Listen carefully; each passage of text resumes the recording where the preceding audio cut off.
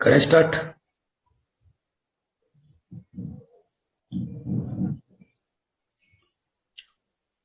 तो hello my dear students, बच्चों, DN brand organic chemistry में आप लोगों का स्वागत है। कल आप लोगों का टेस्ट है और उस टेस्ट का जो आप लोगों ने हमें डाउट भेजे हैं, उन डाउट का एक लाइव डिस्कशन अपन ने रखा है। और जो भी डाउट्स आपने भेजे थे वो सारे पीपीटीज के फॉर्म में आ गए हैं मेरे पास। वो सारे डाउट्स बच्चों अभी हम लाइव डिस्कस करेंगे। जितने भी डाउट्स आपने भेजे हैं सारे डाउट्स डिस्कस किए जाएंगे।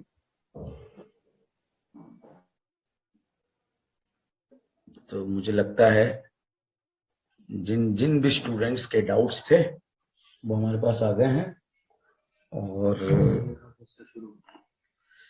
1-2 मिनट के अंदर अपन जो है सेशन को स्टार्ट करने जा रहे हैं। 11:7 हुआ है। 11:10 पे अपन सेशन को स्टार्ट कर देंगे। टोटल 40 स्टूडेंट जो है अपने डाउट लेकर यहाँ पर आए हैं। अभी भी अगर आपके पास डाउट है तो ये कंप्लीट होने के बाद आप सेंड कर देना, अभी नहीं। एक बार जो हमारे पास डाउट आ गए हैं, वॉइस नहीं आ रहा, वॉइस आ तो रहा होगा यार बेटा। आ रहा है सर, आ रहा है वॉइस। आ रहा है ना?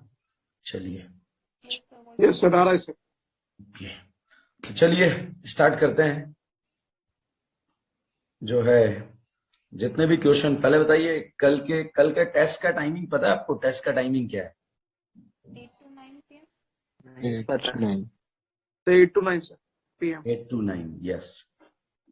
अब दूसरा है कि टेस्ट में क्या आ रहा है। टेस्ट में अभी जीओसी फर्स्ट आ रहा है, जनरल ऑर्गेनिक केमिस्ट्री फर्स्ट। और वो रिएजेंट्स जो मैंने आपको क्लास में याद कराए हैं, वो रिएजेंट्स भी जो है, केमिकल बॉन्डिंग भी आ रहा है सर। हाँ वो जो है अभी अगले टेस्ट का सिलेबस भी आपको पता लग जाएगा। अब अपन पीसीबी टेस्ट भी स्टार्ट करने जा रहे हैं, फिजिक्स केमिस्ट्री बायोलॉजी के तीनों सब्जेक्ट के टेस्ट, जिससे आप लोगों को एक पूरा प्लान दे दिया जाएगा। सर तो उसका ना एक क्या कहते हैं प्री प्लान दे देना, क्योंकि केमिकल बॉन्डिंग का भी बहुत शॉर्ट नोटिस पे पता चला था कि चैप्टर आ रहा है। नहीं, अभी आपको जो है आवाज कोट कोट के आ रहल बा।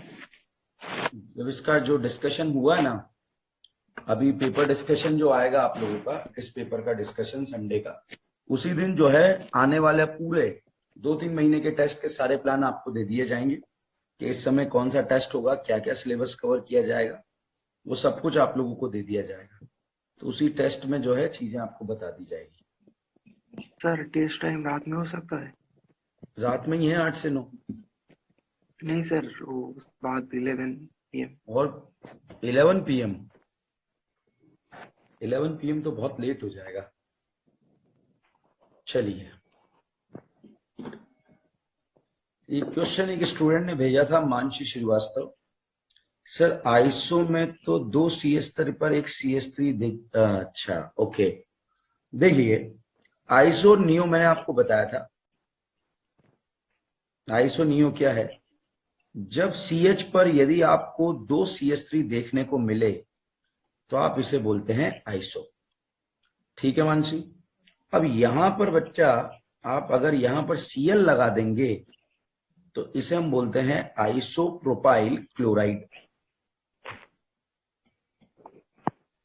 अब इसी आइसो वाले फोटो में बेटा क्या किया गया, एक और हाइड्रोजन हटा दिया गया।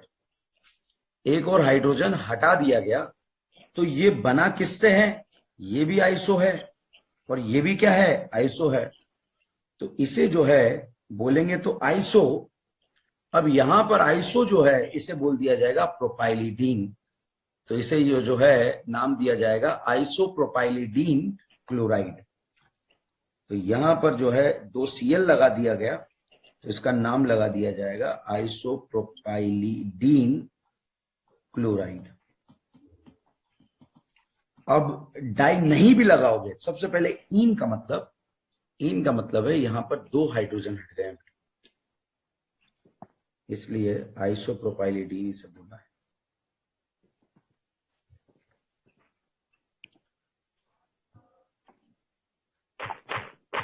ठीक है।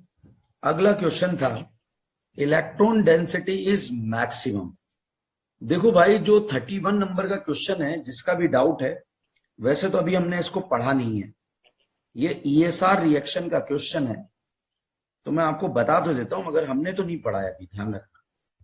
इलेक्ट्रोफाइल वहां जाएगा जहां पे इलेक्ट्रॉन डेंसिटी ज्यादा होगी। मान लीजिए ये इलेक्ट्रोफाइल इस वाली पोजीशन पे चला गया, तो यहां पर एक इंटरमीडिएट पार्टिकल बनेगा जो कि कार्बोकेटाइन बनेगा। और मान लीजिए कि अगर ये इलेक्ट्रोफाइल आपने जो है यहां पर घुमा दिया, यहां पर इलेक्ट्रोफाइल को जोड़ दिया, तो जैसे ही इलेक्ट्रोफाइल यहां पर जुड़ा बेटा, एक कार्बोकेटाइन यहां पर बना। तो ये कार्बोकेटाइन लोन पेयर से ऑक्टेट कंप्लीट करेगा। यहां पर भी यहां पर भी कार्बोकेटाइन जो है रेजोनेंस करके प्लस ऑक्टेट कंप्लीट करेगा। तो रेजोनेंस के साथ बच्चों ऑक्टेट कंप्लीट करेगा।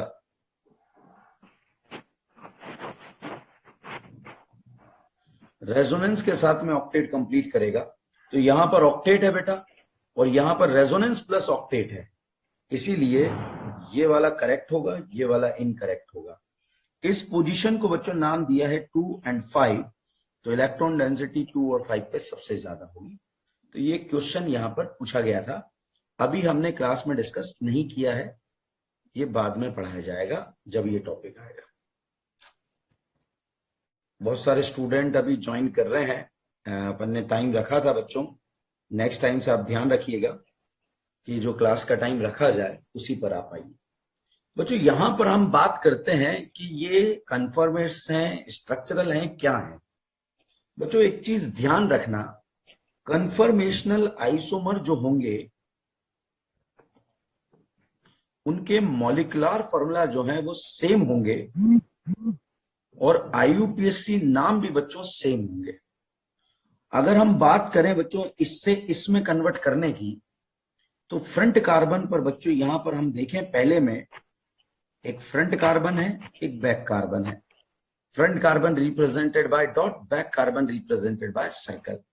या फ्रंट कार्बन से बच्चों 2 हाइड्रोजन और एक CH3 जुड़ा है, और यहां पर बैक कार्बन से बच्चों 1 हाइड्रोजन, एक CH3 और एक Cl जुड़ा है। इसका नाम है 2-क्लोरोब्यूटेन। और यहां पर बच्चों इस क्वेश्चन के, इसका जो दूसरा कन्वर्जन यहां पर किया हुआ है, इसमें फ्रंट कार्बन पर 2 हाइड्रोजन, एक CH3 कनेक्टेड है, और बैक कार्बन पर 2 हाइड्रोजन और एक CH2Cl कनेक्टेड है। इसका नाम है 1-क्लोरोब्यूटेन। बच्चों दोनों का आईयूपीएसी नाम सेम नहीं है, और जब आईयूपीएसी नाम सेम नहीं है तो आप ये मान के चलिए कि ये जो है स्टीरियो आइसोमर नहीं है, स्ट्रक्चरल आइसोमर है। सर हमें कैसे पता लगेगा? आप इतना सा ध्यान रखो, जो यहां फ्रंट और बैक पर जुड़ा हुआ है वही दूसरे पे फ्रंट और बैक पर जुड़ा होना चाहिए। अगर ऐसा है तब तो वो कन्फर्मेशनल आइसोमर है, अदरवाइज नहीं है। तो फिर क्या है ये? तो भैया दोनों पोजीशन आइसोमर है बेटा। हमारा जो कॉन्सेप्ट है पोजीशन का वो लगा लेना। अगला क्वेश्चन आया, सर नाइट्रोजन और कार्बन में EN। बच्चों यहां पर अगर हम बात करें डाउट की, +I के ऑर्डर का डाउट है ये। तो बच्चों EN जो है,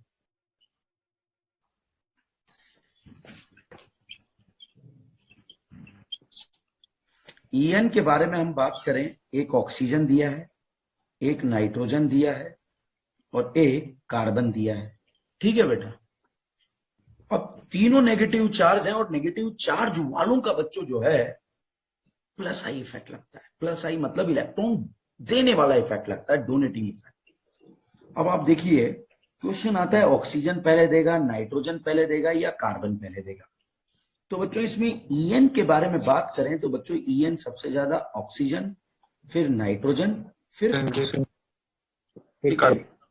मतलब ऑक्सीजन का EN जो है बच्चों कम है या ज्यादा है, ये डाउट का विषय है। तो ऑक्सीजन का EN क्या है? ज्यादा है। और ईएन मतलब इलेक्ट्रॉन लेना।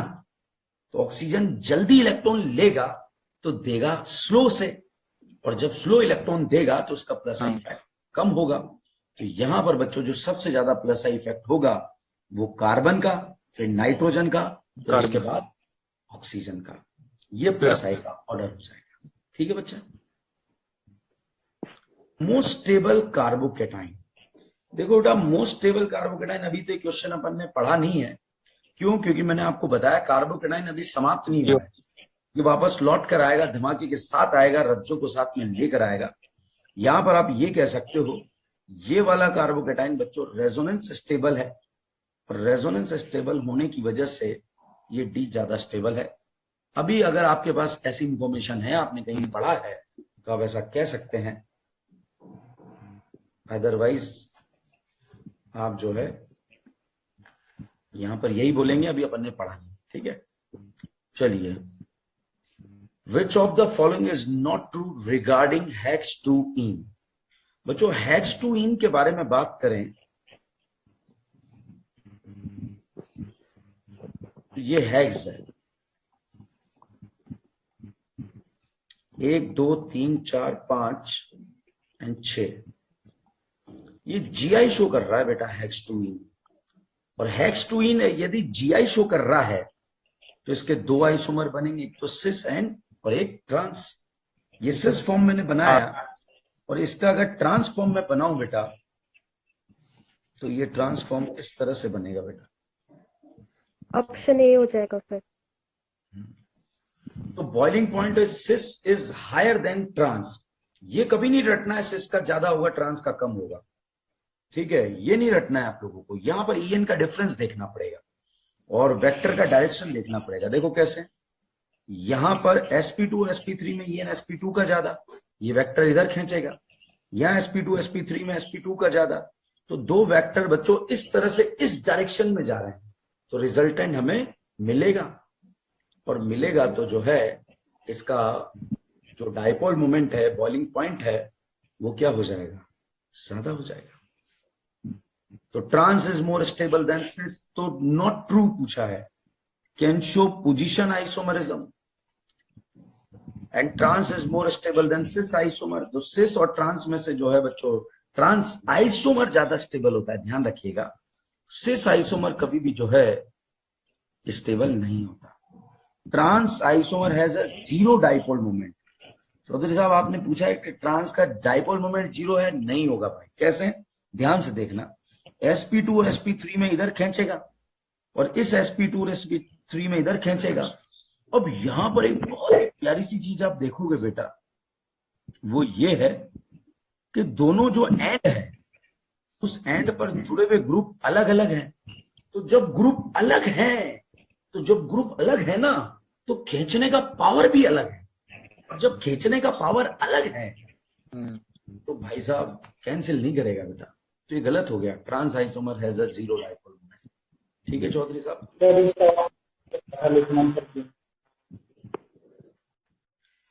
चलिएगा। एक क्वेश्चन था कौशल चौधरी आपका कि which of the following can show geometrical isomerism.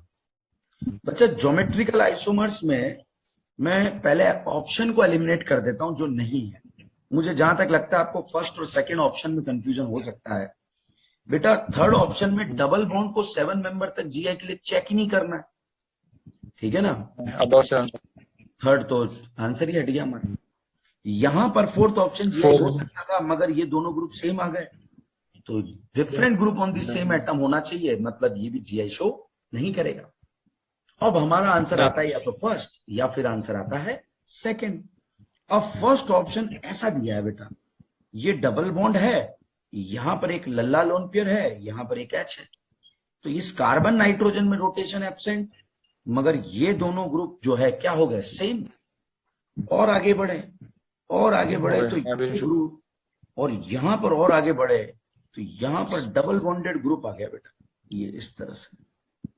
ठीक है, मींस यहां पर और यहां पर जो है ग्रुप डिफरेंस आ गया बेटा, और डिफरेंस ग्रुप आने की वजह से जो है, डिफरेंट ग्रुप आने की वजह से जो है ये डबल बॉन्ड जीआई शो कर जाएगा।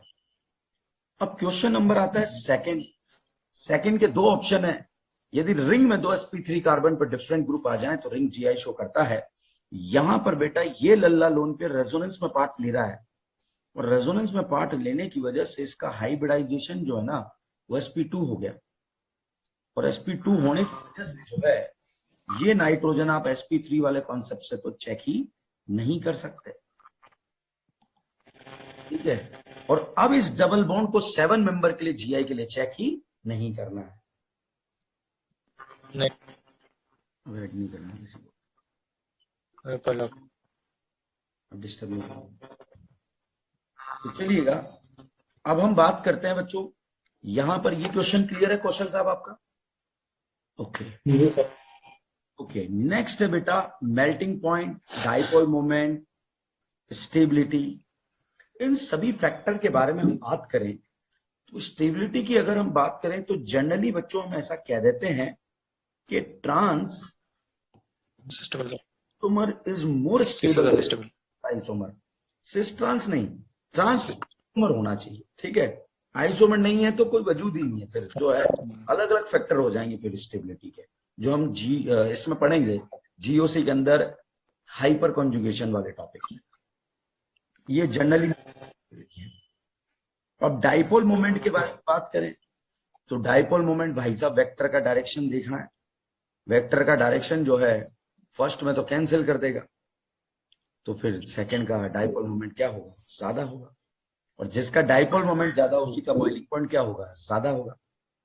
मेल्टिंग पॉइंट में जो है इसमें जो ट्रांसफॉर्म है और सिस फॉर्म है, उसमें से बेटा अगर हम कुर्सियों के एग्जाम्पल से समझें तो कुर्सियां अगर इस तरह से जमाई जाए तो क्रिस्टल लेटिस में क्लोज पैक हो जाती है, और जब क्लोज पैक होती है तो उसको मेल्ट करने के लिए ज्यादा टेम्परेचर देना पड़ता है, तो उसका मेल्टिंग पॉइंट ज्यादा हो जाता है।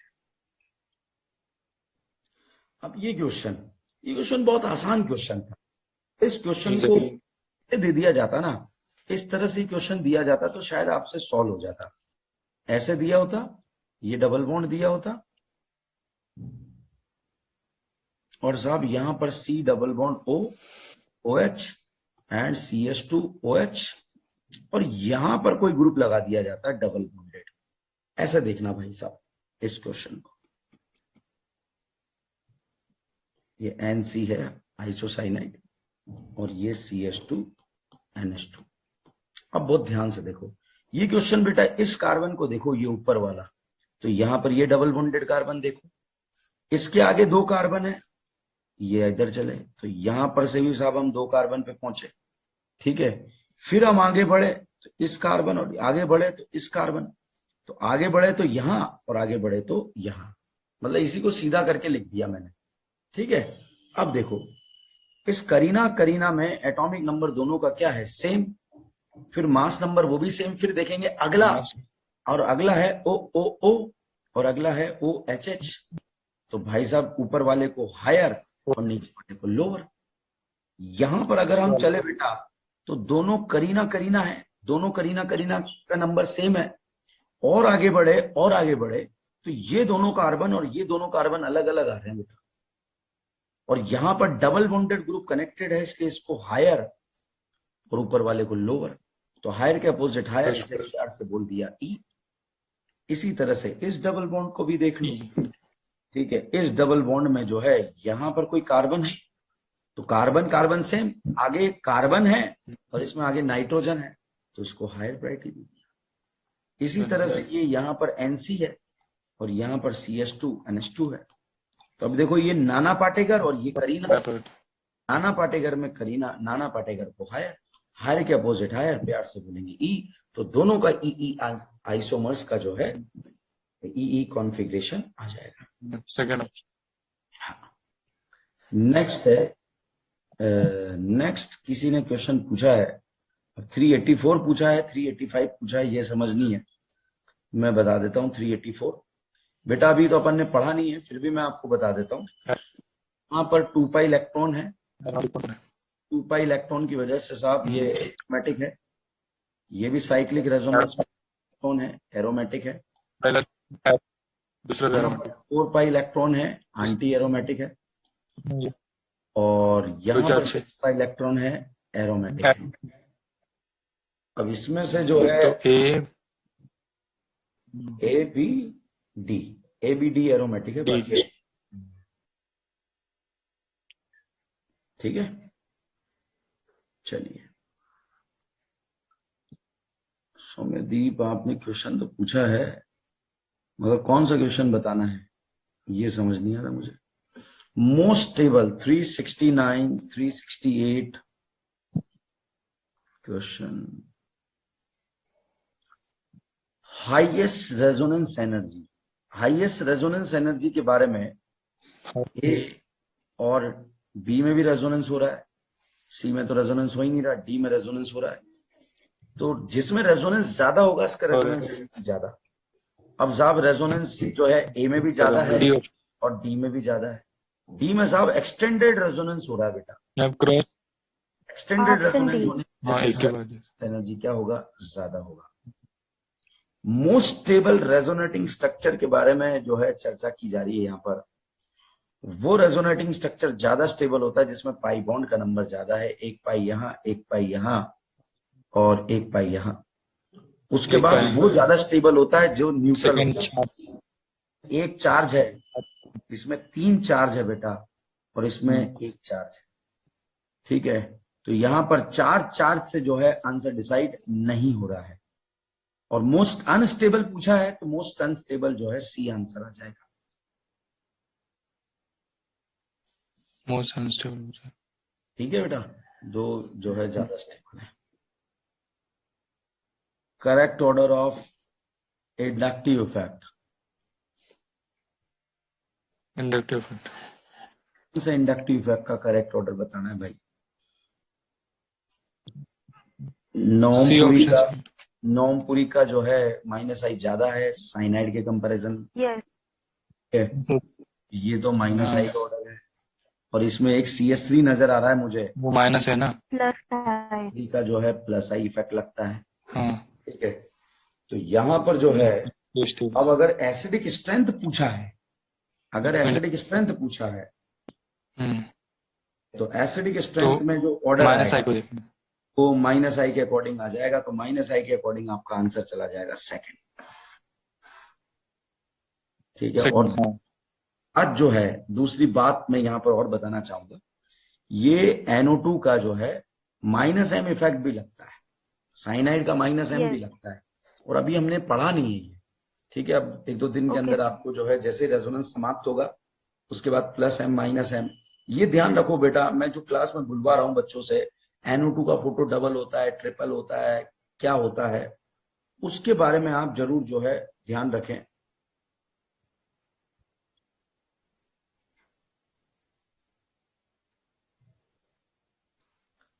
चलिएगा, प्रियदर्शनी आपका सवाल था सी सर लूजली बॉन्डेड इलेक्ट्रॉन है तो इजीली देगा ना। नहीं भाई साहब, ध्यान से देखो, लूजली बॉन्डेड मतलब ऐसा नहीं है बॉन्ड तोड़ के इलेक्ट्रॉन नहीं दे रहा है बेटा।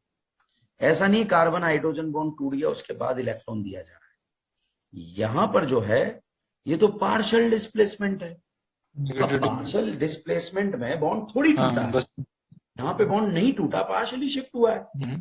तो यहाँ पे इलेक्ट्रॉन के बीच का डिस्टेंस ज्यादा है और डिस्टेंस बढ़ने पर इंडक्टिव इफेक्ट डिस्टेंस पे डिपेंड करता है, इसलिए इफेक्ट कम लगेगा, यहाँ पर इफेक्ट ज्यादा लगेगा। ठीक है बच्चा। सर जैसे बॉन्ड टूटेगा नहीं वो बात तो सही है, लेकिन पार्शियल डिस्प्लेसमेंट तो होगा ना, तो Ct के कंपैरिजन में CH के इलेक्ट्रॉन्स तो फिर भी ज्यादा मूवेबल होंगे ना। मूव होगा मगर दूरियां ज्यादा रहेगी ना, उसमें दूरियां ज्यादा रहेगी तो वो तो इफेक्ट सर कम लगेगा। CH वाले वही ना, बॉन्ड में, CK CH वाले बॉन्ड सर में ये तो पोलराइज, ये जो है कार्बन हाइड्रोजन के बीच के इलेक्ट्रॉन का डिस्टेंस जो है ज्यादा है। तो जब डिस्टेंस ज्यादा कवर करना पड़ा तो इफेक्ट कम हो गया ना, क्योंकि सबसे पहले डिस्टेंस फैक्टर देखते हैं, DNP rule, distance number power. आप देखिए जैसे कार्बन की सिग्मा बॉन्डेड चेन है, यहां पर कोई Y ने इलेक्ट्रॉन खींचे तो अगर यहां पर +1 है तो यहां पर भाई साहब 1/2 हो जाता है, मतलब एक कार्बन बढ़ते ही जस्ट हाफ कम हो रहा है, मतलब डिस्टेंस बहुत बड़ा मैटर कर रहा है।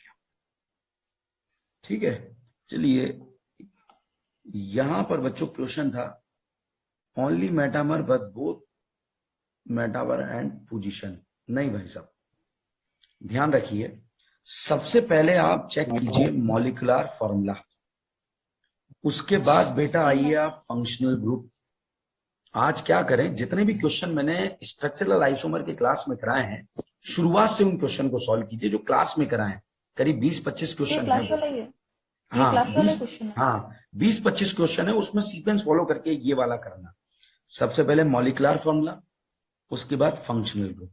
अगर फंक्शनल ग्रुप डिफरेंट हो गया तो फंक्शनल आइसोमर। मान लीजिए फंक्शनल ग्रुप सेम हो गया तो फिर बेटा फटाफट चेक करना मेटामर। मेटामर सबके लिए नहीं होता है, बट अच्छा। पर्टिकुलर फंक्शनल ग्रुप के लिए। और वो अच्छा। Particular functional group oxygen, nitrogen, sulphur. Oxygen को कहां चेक करेंगे, ईथर ईस्टर एनहाइड्रेट। नाइट्रोजन को कहां करेंगे, 2 degree 3 degree amine and amide. Amine and amide. वहां पर कनेक्टिविटी चेंज हो गया तो मेटामर, और अगर नहीं हुआ तो भाई फिर आप चले जाइए चेन आइसोमर पे, मतलब पीसीसी पे। चेन अगर वो नहीं हुआ तो फिर साइड चेन चेक कर लीजिए, चेन और वो भी नहीं पोजीशन हुआ में तो क्यों फिर नहीं होंगे सर पोजीशन ये? चेक कर लीजिए। तो आप क्या करें, आप चुपचाप लास्ट से में जो है, पोजीशन तो करनी। अब आप जो मैंने आइसोमर पढ़ाए ना, स्ट्रक्चरल आइसोमर, तीनों पढ़ाने के बाद मैंने जो है क्वेश्चन कराया 20 से 25। आप हर एक क्वेश्चन में पहले मॉलिक्यूलर फॉर्मूला चेक करो, फंक्शनल ग्रुप चेक करो। अगर डिफरेंट हो जाता है तो फंक्शनल, और अगर सेम हो जाता है तो फिर पहले उसमें क्या देखो, मेटामर। और मेटामर कहां का देखना है, ईथर ईस्टर एनहाइड्राइड, एनहाइड्राइड, या 2 degree 3 degree amine and amide. Amine अगर वो मेटामर नहीं है तो फिर आप देखना बेटा वो चेन होगा, पोजीशन होगा, कुछ ना कुछ होगा। इस सीक्वेंस से बढ़ते हुए आप मेटामर पे आइए, तो आपको मेटामर एक सर आपने मेटामर बताया था ना कि मेटामर्स के साथ भी हो सकता है, तो वो सिर्फ फंक्शनल आइसोमर ही हो सकते हैं, मेटामर भी और उसके साथ भी। मेटामर के साथ में जो है, अगर दोनों साइड कनेक्टिविटी चेंज ना होकर एक साइड चेंज हो जाती है तो मेटामर के साथ में चेन पोजीशन हो सकता है। एक साइड चेंज होने पर, अगर दोनों साइड चेंज होती है तो फिर वो जो है मेटामर ही होगा। ठीक है। एसिडिक स्ट्रेंथ कीटोन के केस में बन सकता है क्या मेटामर? बन सकता है, बन सकता है। 5 कार्बन पर कीटोन में मेटामर बन जाएगा। ये देखो, अच्छा, ये देखो, ये कीटोन है, ठीक है बेटा। अब इस कीटोन में CO ग्रुप देखो, अब हाँ। इसके अगल में मिथाइल और बगल में प्रोपाइल, अगल में मिथाइल और बगल में प्रोपाइल, मतलब यहां पर मिथाइल और प्रोपाइल है। मगर यहां इस कीटोन के रेस्पेक्ट में देखो, आपको मिथाइल प्रोपाइल हाँ। नजर नहीं आ रहा है। नहीं आ रहा है तो क्या है, ये मेटामर्स। मेटामर। क्या तो ये मेटामर। चलिए, एसिडिक स्ट्रेंथ का क्वेश्चन था। एसिडिक स्ट्रेंथ में बहुत सारे पापी क्या सोचते हैं, 2-2 एसिड है तो ज्यादा एसिडिक। अरे 2 कंजूस मिलने से ज्यादा एसिडिक थोड़ी होता है, ठीक है। एसिडिक स्ट्रेंथ में क्या करना है बेटा, एसिडिक एच सर को अपन रिंग हटाकर, वाले जो क्वेश्चन करते हैं उसमें जैसे फिनॉल के कंपैरिजन में तो आप बोलते हो ना कि acid is more acidic than phenol, तो acid is more acidic than NO2 भी तो ये वैलिड नहीं होगा। वो दोनों NO2 थोड़ी है बेटा, ये भी एसिड है, ये भी एसिड है, ये भी एसिड है, तीनों एसिड है। अब हम क्या करेंगे, तीनों एसिड है तो एसिडिक एच को सिर्फ- हटाकर किसका, स्टेबिलिटी एनाइन का। तो एक एसिड से एच हटाओ और दूसरे ग्रुप का इफेक्ट चेक करो। तीनों में एसिड एसिड एसिड से क्या हटा दिया, एच, और क्या बना दिया, एनाइन एनाइन एनाइन। अब दूसरे का इफेक्ट देखते हैं। इस मिठाई का कौन सा इफेक्ट, प्लस आई। नोमपुरी का कौन सा इफेक्ट, माइनस आई। माइनस आई। दूसरे एसिड का कौन सा इफेक्ट, माइनस आई। माइनस आई नोमपुरी का कंपैरिजन माइनस में आई ज्यादा, नॉन सेकंड, ज्यादा। First and third. Most stable तो उसमें होता है कैनोनिकल वो स्ट्रक्चर। आपके नोट्स में सर वो बुढ़ापा नहीं लिखते ना, फिर यही दिक्कत आती है क्वेश्चंस में। लिखो बुढ़ापा लिखो, ठीक है। तो देखो यहां पर अगर हम बात करें, पाई पाई बराबर, चार्ज बराबर, ऑक्टेट ऑक्टेट बराबर, सब कुछ बराबर है। मगर भाई साहब फिर कैसे? यहां पर 6 पाई इलेक्ट्रॉन की होने की वजह से ये तो बन गई एरो, और ये 4 पाई के होने की वजह से बन गई हाँ। आंटी। और आंटी जी स्टेबल नहीं होती, एक्स्ट्रा अनस्टेबल होती है। जब भी आंटी जी नजर आ जाए पूरी ऑर्गेनिक में कहीं सबसे पीछे फेंक दो, ठीक है। तो आंटी की वजह से अनस्टेबल हो गई। Relationship between the following pair, भाई साहब फॉलोइंग पेयर में रिलेशनशिप निकालने से पहले आपको इसको इस पे ऐसे लिख दो, CH3H COH NH2। इसका रिलेशनशिप निकालने से पहले इसको ऐसे लिख दो, और अब इसका कायरल सेंटर का राखी सावंत कॉन्फ़िगरेशन निकाल लो, आपका आंसर आ जाएगा। ठीक है, राखी सावंत में इसको फर्स्ट, इसको सेकंड, इसको थर्ड, इसको फोर्थ, 1 से 2, 2 से 3, क्लॉक देखा क्लॉक को राखी मगर कन्वर्ट सावंत। यहां पर इसको फर्स्ट, इसको सेकंड, सावंत। इसको थर्ड, इसको फोर्थ, 1 से 2, एंटी क्लॉक देखा एंटी क्लॉक को सावंत, 4 प्रायोरिटी वर्टिकली है, सावंत हो जाएगा। और सावंत सावंत में रिलेशन क्या होता है? आइडेंटिकल। तो this will be the identical. Identical हो जाए। हाउ मेनी सर कल वाले डिस्टिंक्ट? टेस्ट में फिर सिर्फ प्लस आई और माइनस आई वाले आएंगे ना, फिर एसिड बेस तो नहीं दोगे ना? नहीं, पूरा आएगा। आज तक जितना पढ़ा दिया है, आज तक तो जितना लेक्चर नंबर 9 तक तो एसिड बेस स्ट्रेंथ था ही नहीं। जीओसी का लास्ट लेक्चर तो सर आज अपलोड हुआ है, लेक्चर नंबर 9, उसमें तो नहीं था। उसमें क्या इंडक्टिव था? कहाँ तक था? इंडक्टिव था सर सिर्फ। The inductive effect. ओके, वही तो है सर, इसलिए तो मैंने सर कुणाल सर को पहले भी मैसेज किया था कि वरना आइसोमेरिज्म डाल दो, क्योंकि कंटेंट तो है ही नहीं जीओसी का, फिर क्वेश्चन किससे आएंगे? प्लस आई भी पूरा नहीं हुआ है अभी तो। कंटेंट मिलेगा वो कल एसिड सर बॉन्डिंग भी वो तो सर सिर्फ इनऑर्गेनिक आएगी फिर। नहीं, कंटेंट मिलेगा उसमें जो है एसिडिक स्टेन तक बन गया पेपर। अब सर ये अभी बता रहे हो सर आप। चलो कोई बात नहीं, देखते हैं, कोशिश करते हैं सुबह चेंज करते हैं। ठीक है, how many distinct terminal alkyne with a molecular formula C6H12? अब भाई साहब 6 करीना के साथ हाइड्रोजन होते हैं 14, और यहां पर 2 हाइड्रोजन का कमी है, मतलब 14। पाई बॉन्ड आएगा। तो पहले तो 111 एक बार। 235 से ट्रिक से एक कार्बन के लिए फोटो 1 बनता है, 2 के लिए 1 बनता है, 3 के लिए 1 बनता है, 4 के लिए 2 बनते हैं, 5 के लिए 3 बनते हैं, और 6 के लिए 5 बनते हैं। तो पहले तो बेटा ये 5 फोटो बनने चाहिए आपके। एक तो ये, दूसरा ये, और तीसरा ये, चौथा ये, और 5वां ये। अब टर्मिनल अल्कीन का मतलब क्या है? जो कोने वाला कार्बन है उस पर डबल बॉन्ड लगा दो भाई, यहां पे, यहां लगाओ चाहे यहां लगाओ, एक ही बात है। कोने वाला कार्बन ये है, डबल बॉन्ड लगा दो। अब यहां लगाओगे तब भी अलग आएगा, और यहां लगाओगे तब भी अलग आएगा, दोनों तरफ से IUPAC नाम अलग आएगा। अब इसमें कोने वाले कार्बन पे डबल बॉन्ड लगा दो। अब चाहे यहां लगाओ चाहे यहां लगाओ, एक ही बात है, मगर यहां लगा दोगे तो अलग आ जाएगा। तो यहां भी 2, नहीं, हाँ अलग आ जाएगा। तो यहां पर भी जो है साहब ये 2 बन गए। इसमें यहां पर लगेगा, ठीक है, और यहां तो लग ही नहीं सकता, करीना बर्बाद हो जाएगी। इस वाले कार्बन पे 4 बॉन्ड बन चुके हैं ऑलरेडी। और यहां पर अगर आपने डबल बॉन्ड लगाया तो डबल बॉन्ड लगाते ही साहब यहाँ पर 1 2 3 4 मतलब यहाँ पर लग जाएगा। तो बन गए साहब आपके 1 3 4 हाँ 2 3 4 2 3 5 6 7 बन गए। हाँ 7 है ना, टर्मिनल अल्कीन बन गए।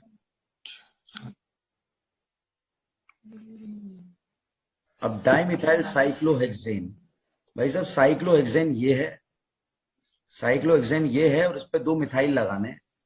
अब ये कह रहा है कि कैसे कैसे लगाओगे, या तो एक ही कार्बन पे लगा दो, या फिर 1 2 पे लगा दो, या फिर 1 3 पे लगा दो, या फिर 1 4 पे लगा दो, आपका आंसर आ जाएगा। 1 4 जैसे ही आगे 1 5 पे लगाने की कोशिश करोगे भाई, वो तो 1 3 बन जाएगा वापस। 1 ठीक है बेटा,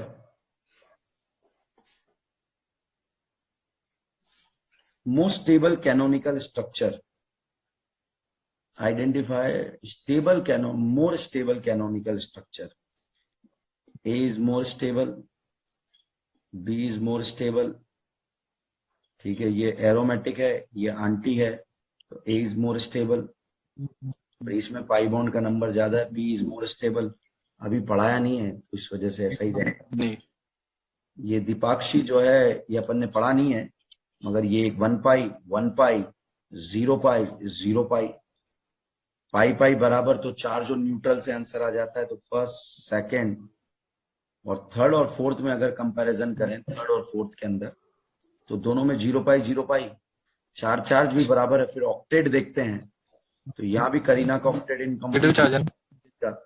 फिर हम देखते हैं ईएन, और जब ईएन देखते हैं ऑक्सीजन तो ऑक्सीजन पे नेगेटिव चार्ज ज्यादा स्टेबल है, तो इसलिए जो है थर्ड ज्यादा स्टेबल हो जाएगा। थर्ड ज्यादा स्टेबल। तो चलिए आज के इस सेशन को अपन यहीं पर समाप्त करते हैं। आप टेस्ट की तैयारी कीजिए। सर टेस्ट के लिए कितनी तैयारी करनी है वो बता दो, नोट्स है आपके तो मतलब कहाँ तक प्रिपेयर करें वो बता दो। आप है ना, यस सर। आपका बैच थर्ड है या फोर्थ है? थर्ड बैच है। थर्ड बैच है ना। अगर मेरे नोट्स है तो आप उसको जो है इंडक्टिव इफेक्ट कंप्लीट कर लो। तो क्वेश्चन तो आपने एसिडिक के डालने हैं साथ में, इंडक्टिव से क्या होना है फिर? क्या क्वेश्चन तो आप कह रहे हो ना, एसिडिक स्ट्रेंथ वाले भी सारे सर डाल आपने दिए। सिर्फ माइनस आई इफेक्ट तक ही सिखाया है। अच्छा, वो पुराने नोट्स पढ़े हैं तो उसमें से कितना कवर करना है वो आप बता दो तो। पूरा रेजोनेंस से पहले वाला पढ़ लो। पुराने नोट तो सभी के पास नहीं है ना। हाँ, तो कोई बात नहीं, मैं चेंज करता हूँ पेपर को। ठीक है बेटा। सर फोर्थ बैच में आईयूपीएससी सर। और आइसोमेरिज्म भी कराइए। सर Fourth batch अगर में- पेपर चेंज ही करे तो सर केमिकल बॉन्डिंग रहने दो ना, बहुत शॉर्ट नोटिस का सर, 2 दिन दिए हैं केमिकल बॉन्डिंग के लिए। चलो आप केमिकल आइसोमेरिज्म और सर आइसोमेरिज्म पे टेस्ट ले लो। हाँ सर आइसोमेरिज्म और जीओसी का करवा दो बैच। हाँ ठीक है ठीक है ठीक है, करवा देते हैं, ठीक है। किसी ने बोला है कि नहीं, बैच हमने फोर्थ कहा आइसोमेरिज्म पढ़ा है। में, बैच फोर्थ में नॉमेनक्लेचर आइसोमेरिज्म जो है अभी तो नहीं होगा, क्योंकि बैच फोर्थ अभी स्टार्ट हुआ है, वो जीओसी से स्टार्ट होना था। मगर लास्ट में जैसे ही मैं खत्म करूंगा ना बेटा, तो आप लोगों को क्रैश कोर्स में डाल दूंगा मैं।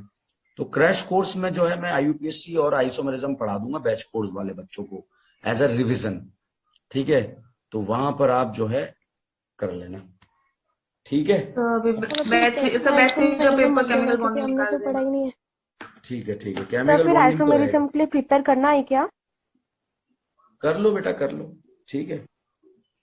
शाम को है ना, रात को 8 बजे पेपर है ना आपका। यस तो सर। एक दिन में थोड़ी सर केमिकल बॉन्डिंग हो जाएगा फिर।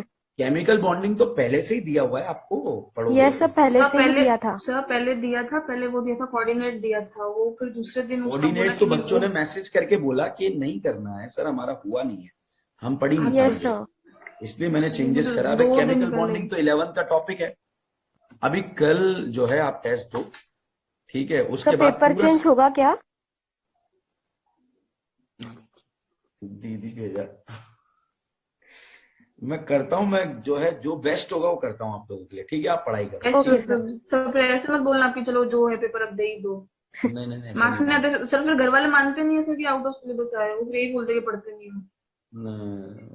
मैं समझ सकता हूँ आपके दर्द दुख, समझ सकता हूँ, ठीक है। Okay Please, bye, good please. Night.